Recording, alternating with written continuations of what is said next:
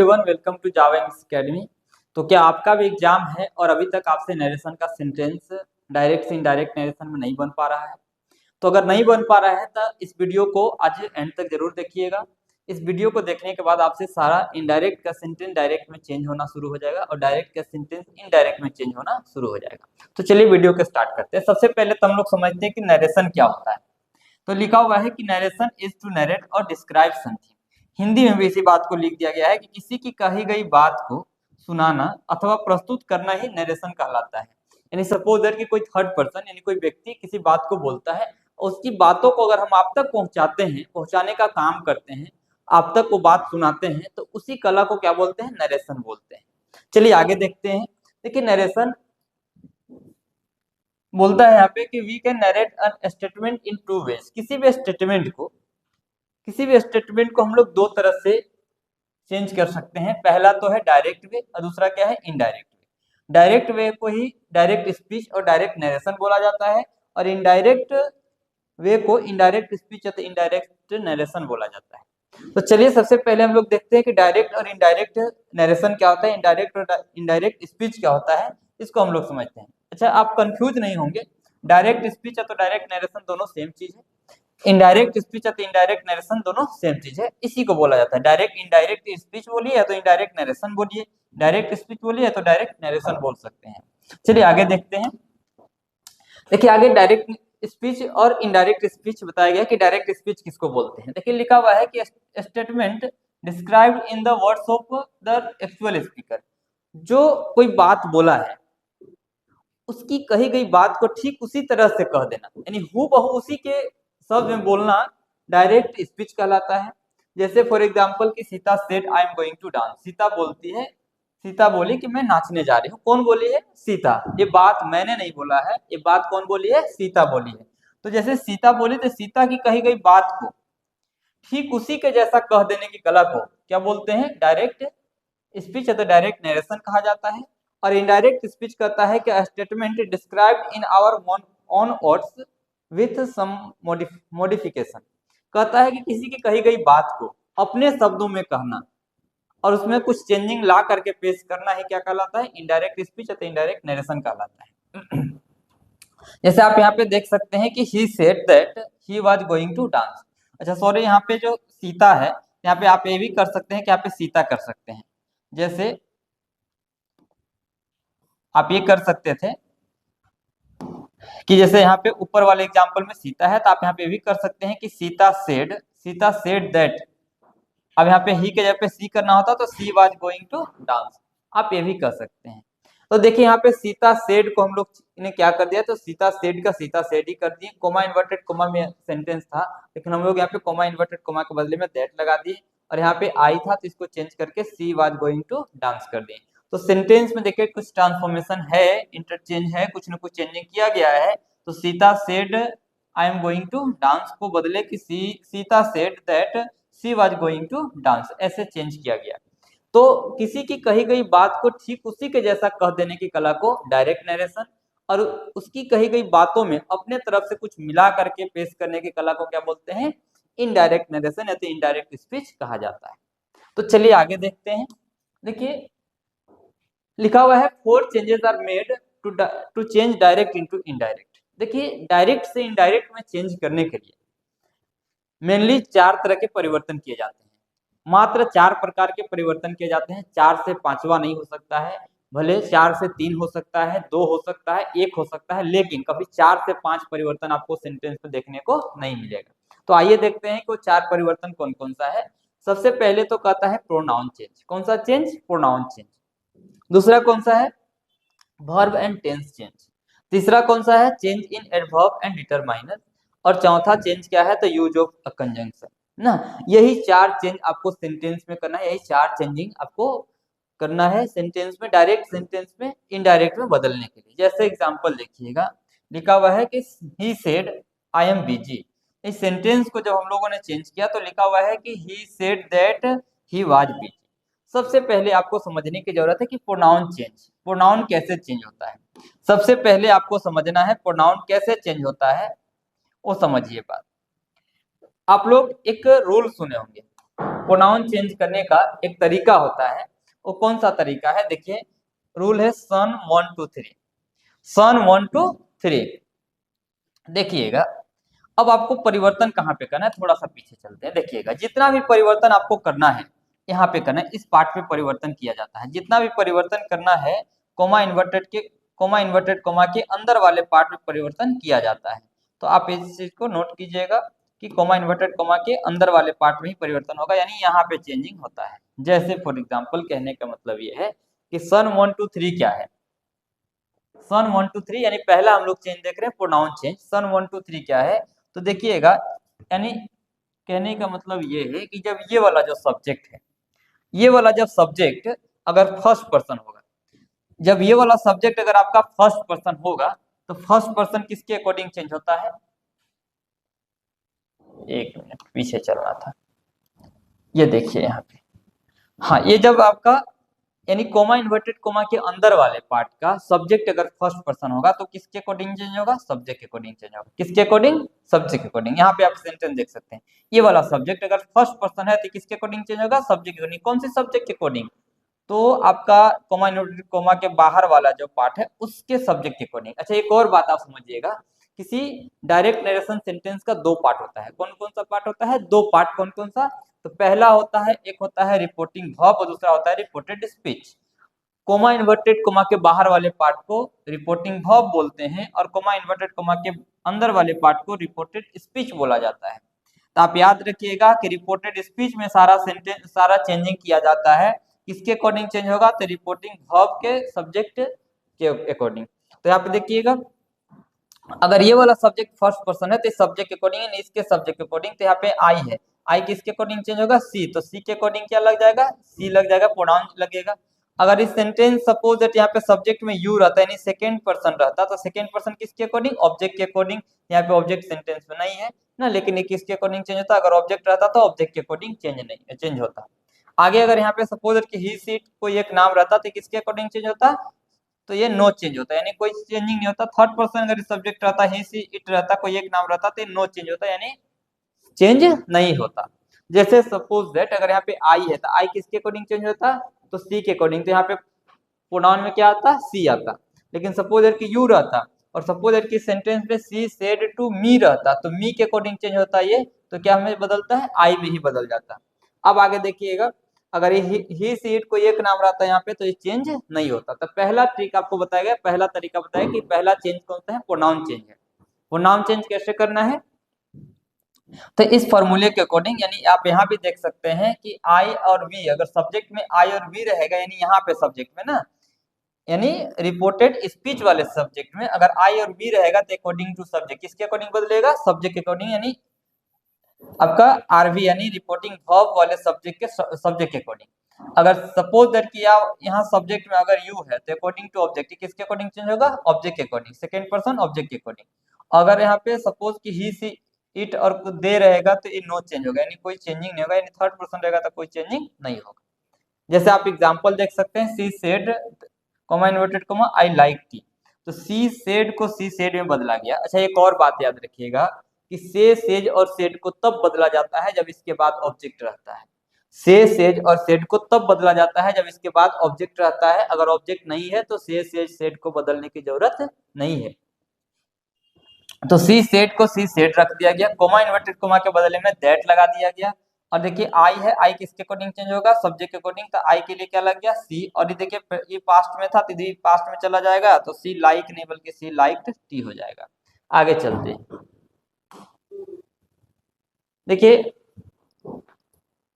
अगला जो चेंज आता है आपका चेंज ऑफ टेंस। टेंस कैसे परिवर्तन होता है वो भी आइए सीख लीजिए आप।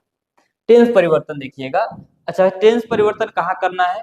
तो रिपोर्टेड स्पीच वाले सेंटेंस का टेंस परिवर्तन होता है। देखिएगा, जब रिपोर्टेड स्पीच का जो सेंटेंस है अगर वो प्रेजेंट इनफिनिटिव में रहेगा। अच्छा, एक और बात याद रखिएगा, रिपोर्टेड स्पीच का सेंटेंस प्रेजेंट में है और रिपोर्टिंग वर्ब वाला जो सेंटेंस है पास्ट में है। अगर पास्ट में रहेगा तो चेंज होगा, अगर प्रेजेंट इंडेफिनिट और फ्यूचर इंडेफिनिट में रहेगा तो परिवर्तन करने की आवश्यकता नहीं है। कहने का मतलब ये है कि ये देखिएगा कि ये वाला जो सेंटेंस है रिपोर्टिंग वर्ब हो गया ये, और ये रिपोर्टेड स्पीच हो गया।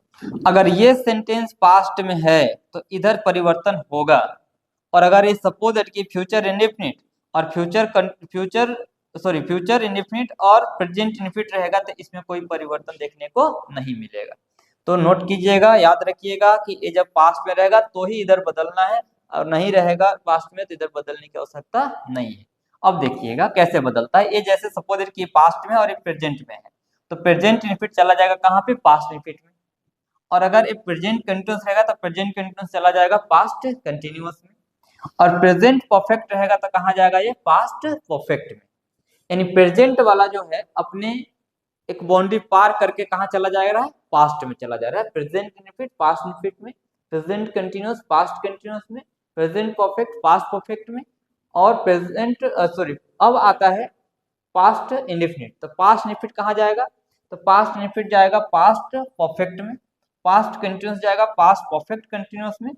और अगर पास्ट परफेक्ट और पास्ट परफेक्ट कंटिन्यूअस अगर रहेगा तो वो चेंज नहीं होगा।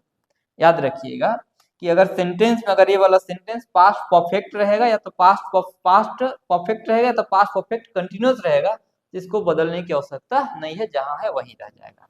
आइए देखते हैं, जैसे ही सेड ये पास्ट इंडेफिनिट में है। अब ये देखिए, और ये सेंटेंस प्रेजेंट कंटिन्यूअस में है, तो प्रेजेंट कंटिन्यूअस किसमें बदलता है, पास्ट कंटिन्यूअस में बदलता है। सॉरी, प्रेजेंट कंटिन्यूअस किसमें बदलता है, पास्ट कंटिन्यूअस बदलता है। तो देखिएगा ही सेड को ही सेड मैंने रख दिया, और दैट को यहाँ पे दैट कर दिया गया। अब देखिएगा आई है, आई किसके अकॉर्डिंग चेंज होता है, सब्जेक्ट के अकॉर्डिंग। तो सब्जेक्ट में ही है तो ही आ गया, प्रोनाउन ही आएगा। और यहाँ पे प्रेजेंट कंटिन्यूअस था इसलिए एम लगा था, लेकिन यहाँ पे ही के साथ अब वाज लग जाएगा और रीडिंग का रीडिंग हो जाएगा। तो प्रेजेंट कंटिन्यूअस था, इसको बदले तो किसमें गया, पास्ट कंटिन्यूअस में। तो आप चेंज ऑफ टेंस भी आप देख लिए, टेंस कैसे परिवर्तन होता है वो भी आप सीख लिए हैं। नेक्स्ट आगे चलते हैं, टेंस के बाद क्या है, चेंज ऑफ एडवर्ब। एडवर्ब कैसे परिवर्तन होता है, एडवर्ब को कैसे परिवर्तन किया जाता है, तो आप देख सकते हैं कि नाउ जो है, नाउ को बदला जाता है किसमें, देन में। नाउ अगर सपोज दैट, जैसे सपोज दैट अगर सेंटेंस में रहता है कि I am reading now, I am reading now, तो नाउ अगर यहाँ पे रहता तो नाउ किस में बदलता, देन में। नाउ बदल जाएगा देन में। टुडे टू नाइट अगर टुडे रहेगा तो किस में बदलेगा, दैट डे में। और अगर टू नाइट रहेगा तो किस में बदलेगा, दैट नाइट में। याद रखिएगा, टुमारो रहेगा तो द नेक्स्ट डे या तो द फॉलोइंग डे में बदलेगा। यस्टरडे रहेगा तो द प्रीवियस डे में बदलेगा। हियर रहेगा तो देयर में बदलेगा। द नेक्स्ट डे रहेगा तो द फॉलोइंग डे या तो द डे आफ्टर में बदलेगा। लास्ट नाइट रहेगा तो द प्रीवियस नाइट में बदलेगा। और एगो रहेगा तो बिफोर में चेंज होगा। तो आप आई होप कि चेंज ऑफ एडवर्ब भी क्लियर होगा, एडवर्ब का भी परिवर्तन आपने सीख लिया है। अगला चलते हैं, अब जैसे और भी इसी में देखिए एडवर्ब का ही है, हिदर रहेगा तो किस में बदलेगा, दीदर में बदलेगा। हेंस किस में बदलेगा, देंस में बदलेगा। हेंस फोर्थ किस में बदलता है, देंस फोर्थ में बदलता है। दस किस में बदलेगा, सो में बदलेगा। जस्ट किस में बदलता है, देन में बदलता है। और येट किस में बदलता है, टिल देन में बदलता है। तो आप इसको दोबारा से एक बार देखिएगा और इसको याद कर लीजिएगा। आगे चलते हैं, देखिए अब देखिएगा सेंटेंस कंजंक्शन का जो चेंजिंग है, कंजंक्शन का जो चेंज है, यूज ऑफ कंजंक्शन आपको मैंने 4 नंबर पे बताया था, उस सेंटेंस के अकॉर्डिंग चेंज होता है। जैसे सेंटेंस के बारे में आपको पता ही है कि सेंटेंस 5 तरह के होते हैं। कौन कौन सा सेंटेंस होता है, तो आपका असर्टिव सेंटेंस होता है, यानी अफर्मेटिव जिसको बोलते हैं आप लोग, तो अफर्मेटिव सेंटेंस हो गया। अगला इंट्रोगेटिव सेंटेंस होता है, ऑप्टेटिव सेंटेंस होता है, एक्सक्लेमेटिव सेंटेंस होता है, और एक और सेंटेंस होता है इंपेरेटिव सेंटेंस होता है। तो ये 5 तरह के सेंटेंस होते हैं। अगर सेंटेंस का वीडियो आपने नहीं देखा है तो आप हमारे चैनल पे जा सकते हैं, वहाँ पे सेंटेंस का वीडियो अपलोड कर दिया गया है, आप वहाँ पे जाकर देख सकते हैं। तो ये यूज ऑफ कंजंक्शन जो है, कंजंक्शन कैसे चेंज होता है, तो अकॉर्डिंग टू सेंटेंस चेंज होता है। सेंटेंस जैसा रहेगा वैसे कंजंक्शन लगेगा। तो सबसे पहले देखते हैं कि अगर सेंटेंस असर्टिव सेंटेंस रहेगा तो असर्टिव सेंटेंस में जो कंजंक्शन के लिए है, कंजंक्शन के रूप में क्या आता है, दैट आता है। कंजंक्शन के लिए क्या आता है, दैट आता है। और रिपोर्टिंग वर्ब जो रहेगा, सेड टोल्ड जो हो गया ना, ये सब जो सेंटेंस अगर से सेड रहेगा और से सेड और सेड के बाद अगर ऑब्जेक्ट रहेगा तो बदलेगा टेल टेल्स और टोल्ड में। अगर ऑब्जेक्ट नहीं रहेगा तो बदलने की आवश्यकता भी नहीं है। अब देखिएगा सेंटेंस, देखिएगा he said I am tired, he said coma inverted coma के अंदर है आई एम टायर्ड, तो ही सेड इसको बदलना था इनडायरेक्ट में, तो ही सेड को ही सेड कर दिए। अच्छा, टेल टेल्स और टोल्ड में तब बदलते हैं जब इसके बाद कोई ऑब्जेक्ट रहता, जैसे अगर रहता कि ही सेड टू मी, तब इसको बदलना होता कि ही टोल्ड मी, ऐसे बदलते हैं। लेकिन यहाँ पे देखिए इसके बाद कोई ऑब्जेक्ट नहीं है, इसलिए यहाँ पे बदल लेंगे नहीं, तो ही सेड का ही सेड कर देंगे। कोमा इन्वर्टेड कोमा के बदले में क्या लगाना है, दैट लगाना है। क्यों लगाना है, क्योंकि सेंटेंस असर्टिव सेंटेंस है, तो यहाँ पे कोमा इन्वर्टेड कोमा के बदले में मैंने दैट लगा दिया। अब आगे देखिएगा, ये प्रेजेंट था, ये पास्ट है और इधर ये प्रेजेंट हो जा रहा है, तो प्रेजेंट चला जाएगा पास्ट में, तो ही सेड दैट। अब यहाँ पे आई किसके अकॉर्डिंग, प्रोनाउन चेंज है, प्रोनाउन चेंज होगा, ही के अकॉर्डिंग फर्स्ट पर्सन है, सब्जेक्ट के अकॉर्डिंग चेंज होगा, तो ही आ जाएगा। और यहाँ पे प्रेजेंट था इसलिए पास्ट में चला जाएगा, तो ही वाज टायर्ड हो गया। आगे चलते हैं, देखिए अब अगला अगर सेंटेंस इंट्रोगेटिव सेंटेंस रहेगा, कहने का मतलब यह है कि इंट्रोगेटिव सेंटेंस यानी दो तरह के होते हैं, प्रश्न पूछने वाले। एक पहला तो हेल्पिंग वर्ब से शुरू होता है और दूसरा WH वर्ड से शुरू होता है। इंट्रोगेटिव सेंटेंस का दो टाइप है, एक क्वेश्चन करने के लिए हम लोग के पास तरीका है कि हेल्पिंग वर्ब से यस नो क्वेश्चन हो गया, और WH से क्वेश्चन पूछेंगे तो थोड़ा सा लॉन्ग क्वेश्चन होता है। तो देखिएगा इसको कैसे बनाते हैं, तो कोमा इन्वर्ट जो सॉरी यहाँ पे कंजंक्शन के बदले में क्या लगाया जाता है, आस्क्ड लगाया जाता है। आस्क्ड लगा सकते हैं आप, या तो आप यहाँ पे इसी के बदले में इंक्वायर्ड लगा सकते हैं, या तो वांटेड टू नो में भी बदल सकते हैं इसको। किसको, से सेड और सेज को ना, से सेज सेड को किस में बदलना है आपको, वांटेड टू नो में बदल देना है, या तो इंक्वायर्ड में बदल देना है, या तो आस्क्ड में बदल देना है। जैसे आगे देखिएगा, और यस नो क्वेश्चन जो रहेगा, यस नो के बदले में इफ या तो वेदर लगाना है, इफ या तो वेदर लगाना है। जब सेंटेंस हेल्पिंग वर्ब से शुरू होगा, तो हेल्पिंग वर्ब से शुरू होगा तो क्या लगा देना है, इफ या तो वेदर लगाना है ना। अब आगे देखिएगा, लेकिन सपोज दैट अगर WH वर्ड से शुरू होगा तो सेम WH वर्ड लगा देना है। आइए एग्जांपल के माध्यम से समझते हैं। सबसे पहले देखिएगा, he said are you ready. ये देखिए क्वेश्चन पूछ रहा है, किससे शुरू कर रहा है, तो ये क्वेश्चन शुरू कर रहा है आपका हेल्पिंग वर्ब से। तो हेल्पिंग वर्ब से अगर शुरू हो रहा है तो सेंटेंस में कोमा इन्वर्टेड कोमा के बदले में आप क्या लगा देना, कंजंक्शन के रूप में इफ या तो वेदर लगाना है। तो अब देखिएगा, ही सेड को बदल देना है, से सेड सेज को आपको जैसा बताया गया कि आस्क्ड में बदलना है, तो ही आस्क्ड पहले क्या होगा, ही आस्क्ड। आप इसको ये भी कर सकते थे कि ही वांटेड टू नो, या तो ही इंक्वायर्ड, ऐसे भी कर सकते थे, तो ही आस्क्ड। अब देखिए कोमा यहाँ पे कंजंक्शन के बदले में यस नो वाले क्वेश्चन में इफ या तो वेदर लगाया जाता है, यहाँ पे इफ हो गया, और इधर प्रेजेंट है तो ये पास्ट में चला जाएगा, इफ आई वाज रेडी हो जाएगा। अच्छा याद रखिएगा, ये जो सेंटेंस इंट्रोगेटिव है, लेकिन जैसे इनडायरेक्ट में चेंज करेंगे तो इधर अफर्मेटिव सेंटेंस में आ जाएगा, अफर्मेटिव फॉर्म में आ जाएगा।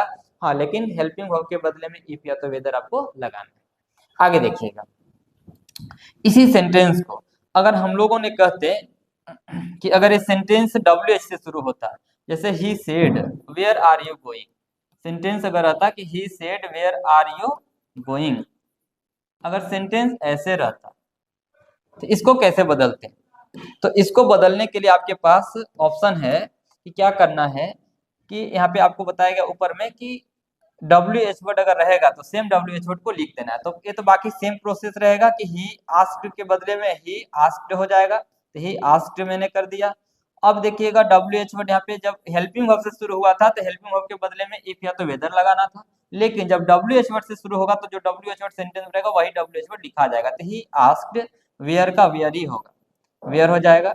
और यहाँ पे देखिएगा यू है ना, तो यू किसके अकॉर्डिंग चेंज होता है, यहाँ पे ऑब्जेक्ट के अकॉर्डिंग, लेकिन ऑब्जेक्ट नहीं है तो अपने अकॉर्डिंग आप लगा सकते हैं, आई लगा दीजिए या तो कुछ भी लगा दीजिए, तो यहाँ पे आई लगा देते हैं, वेयर आई। और यहाँ पे इफ प्रेजेंट में है तो इफ पास्ट में चला जाएगा, तो आई वाज गोइंग हो जाएगा, आई वाज गोइंग, ऐसे चेंज होता है। अगर यही रहता कि he said when are you going, तो व्हेन आर यू गोइंग रहता तो he asked when I was going, इस तरह से बनता। अगर यही रहता कि he said why are you going, तो ये होता कि he asked why I was going, इस तरह से बन जाता। याद रखिएगा कि जब हेल्पिंग वर्ब से शुरू होगा तो हेल्पिंग वर्ब के लिए इफ या तो वेदर लगाना है, और जब अगर WH वर्ड से शुरू होगा तो जो WH वर्ड सेंटेंस में आएगा वही WH वर्ड यहाँ पे चिपका देना है, किसके लिए, कंजंक्शन के बदले में। आगे चलते हैं, आगे देखिएगा जब सेंटेंस इंपेरेटिव सेंटेंस होगा तो इंपेरेटिव सेंटेंस में दो तीन चीज आता है, जैसे ऑर्डर आता है, रिक्वेस्ट आता है, एडवाइस आता है ना, और एक और प्रोहिबिशन वाला भी सेंटेंस आता है। तो अगर सेंटेंस अगर ऑर्डर रहेगा ना, तो ऑर्डर रहेगा तो आप क्या करेंगे, ऑर्डर्ड या तो कमांडेड कर देंगे ना, यानी किसको बदलना है, तो he said says, he says said को बदलना है किसमें, ऑर्डर्ड या कमांडेड में, जब सेंटेंस ऑर्डर रहेगा। अगर रिक्वेस्ट रहेगा तो रिक्वेस्टेड में बदल देना है, अगर एडवाइज रहेगा तो एडवाइज्ड में बदल देना है ना। और क्या करना है, कोमा इन्वर्टेड कोमा के बदले में कंजंक्शन के रूप में आपको क्या लगा देना है, टू लगा देना है, क्या लगाना है, टू लगा देना है। अब बाकी जो सेंटेंस रहेगा वही लिख देना है। जैसे एग्जांपल देखिएगा, he said coma inverted coma के अंदर है ओपन द डोर, इसको चेंज करना है। सेंटेंस कैसा है, इंपेरेटिव सेंटेंस। वैसे सेंटेंस जिसका स्टार्टिंग गिवन से होता है उस तरह के सेंटेंस को क्या बोलते हैं, इंपेरेटिव सेंटेंस बोलते हैं, आपको पता भी होगा। तो देखिए ओपन द डोर, ये कौन सा सेंटेंस है, इंपेरेटिव सेंटेंस। जैसे सपोज किसी को बोल रहे हैं दरवाजा खोलो, ओपन द डोर, ये क्या कर रहे हैं, ऑर्डर दे रहे हैं, तो ऑर्डर है ये। तो देखिएगा सेज और सेड के बदले में क्या लगाना होगा आपको, ऑर्डर्ड या तो कमांडेड लगाना होगा। तो यहाँ पे लिखिए, देखिए लिखा हुआ है कि ही ऑर्डर्ड, या तो ही कमांडेड भी कर सकते थे। और आगे देखिएगा, अब किसको ऑर्डर देगा, तो कोई सामने रहेगा, सपोज दैट कि मैं था तो मैं मुझे ही दिया, तो ही ऑर्डर्ड मी, ही ऑर्डर्ड मी।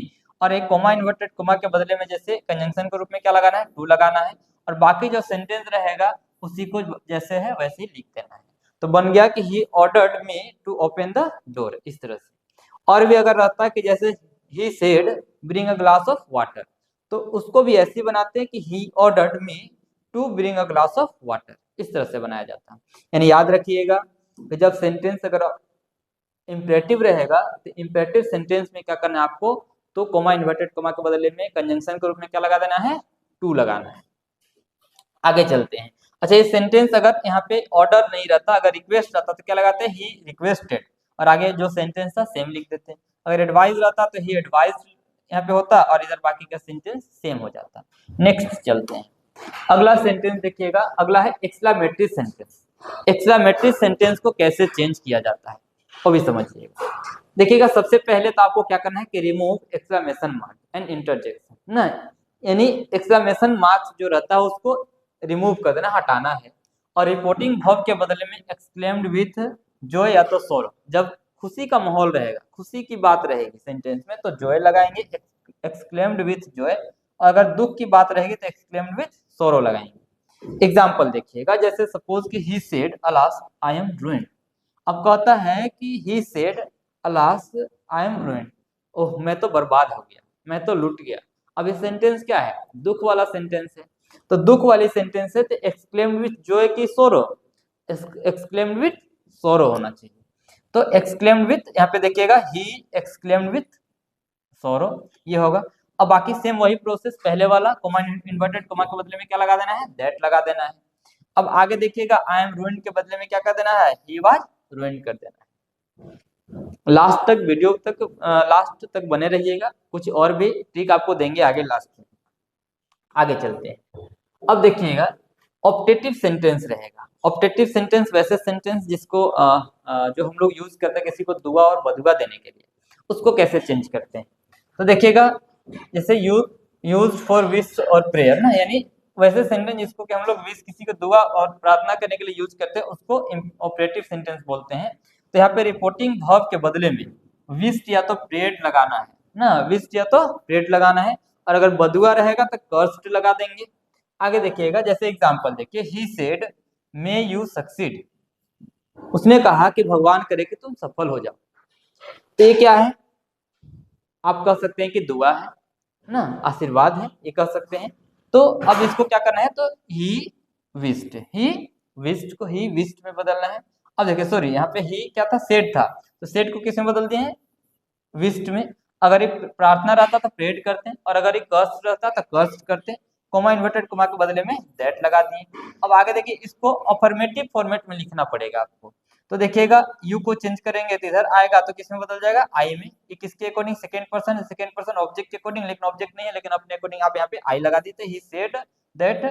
अब आई और ये देखिए में जाएगा पास्ट में, तो किसमें होगा, might succeed, I might succeed बन गया कि he wished that I might succeed. तो इस तरह से इसको चेंज किया जाता है। अच्छा, एक और बात याद रखिएगा कि जैसे हम लोग जब टेंस चेंज कर